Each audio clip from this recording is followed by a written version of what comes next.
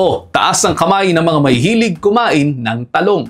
Mayaman po sa nutrients na tulad ng folate, vitamin A, vitamin C, vitamin K, calcium, iron, magnesium, phosphorus at potassium ang talong. Mayroon din tayong makukuhang fiber kaya po pwede itong makatulong sa blood pressure, sa cholesterol at sa sugar regulation. Mababa lamang sa calories pero madaling makabusog ang talong. Yung mga antioxidants ito tulad ng vitamin A at vitamin C maaaring makatulong sa pagpoprotekta ng ating mga cells against sa free radicals. Sa video na to, i-address na rin natin dito yung tungkol sa pagiging nightshade ng talong. Meron kasing chemical na tinatawag na solanin ito na sinasabi na maaaring makapagdulot ng inflammation.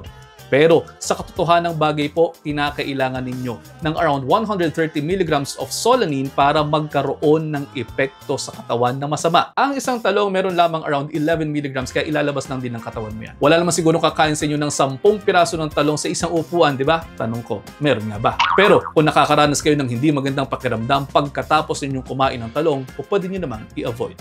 Wala naman po pumipilit sa inyong kumain yan. Meron tayong free will, gamitin natin ito. At yun, almost 1 minute na to. I hope you're all 1 minute wiser. See you next time. Ingat.